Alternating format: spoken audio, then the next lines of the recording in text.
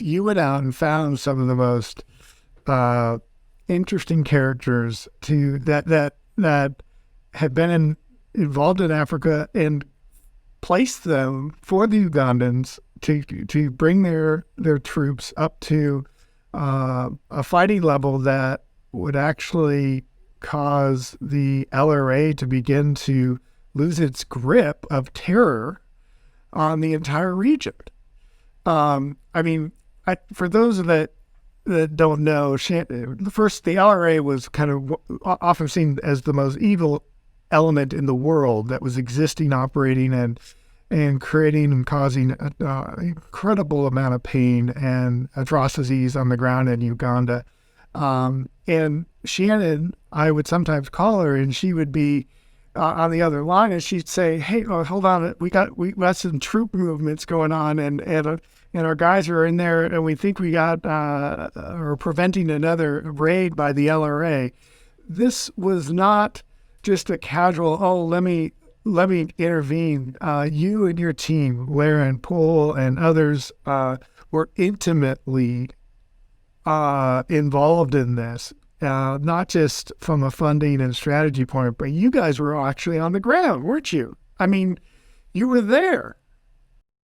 Well, you helped me out, Dan. You know I was there. You came out and joined me one time when we were launching a raid on a large LRA element, and we knew we were going to have quite a bit of women and children, and we just needed extra sets of hands. And that's something that's so extraordinary about you, is you just didn't hesitate when I asked if you'd jump on a plane and join us.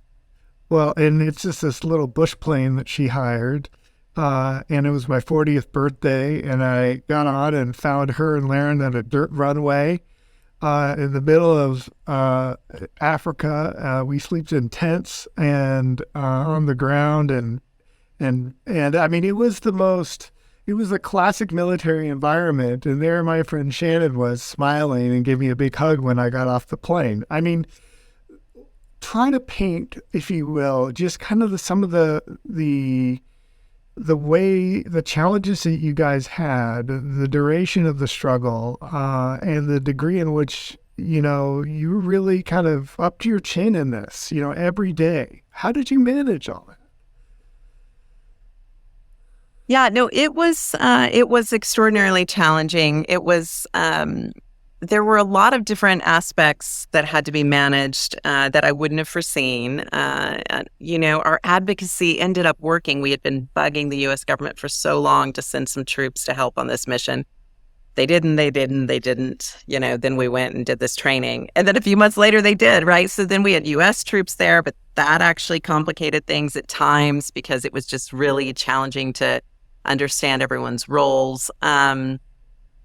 And yeah, I mean, some of the most dangerous things that we did was, the air platforms, right? We're landing on a dirt runway at best, right? Oftentimes just a makeshift runway and some other things like this. Logistics were a nightmare because we were out in what National Geographic, called, one of the most undiscovered places on the continent. It was rife with challenges. I look back now, fairly exhausted, and I don't know where all of our energy came from. I know it came from the collective, right? There were so many extraordinary people of goodwill that just wrapped themselves around this issue and just said, enough is enough, and we don't have to accept this. We don't have to accept this about humanity.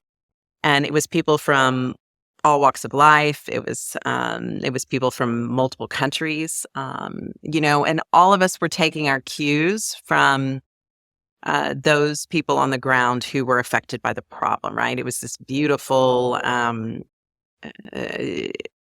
truly extraordinary and unusual in some ways for philanthropy, where those on the ground that were affected by the problem were the ones calling the shots and were allowing us to plus their efforts. And it was just this moment in time of there was an ego there, or there often wasn't. There wasn't this sort of pride of ownership. It was all about this sort of messy, cobbled together collective that really all had a pure vision. Right. at the end of the day for what they wanted. And we got some pretty cool stuff done. I mean, we saw just an extraordinary decrease in the abductions and killings. Two of the three first ever International Criminal Court indictees were removed from the battlefield. One has already stood trial now at The Hague, and was arrested in these operations. It was it's hard to look back at it and feel like it was real. It was a really unique decade.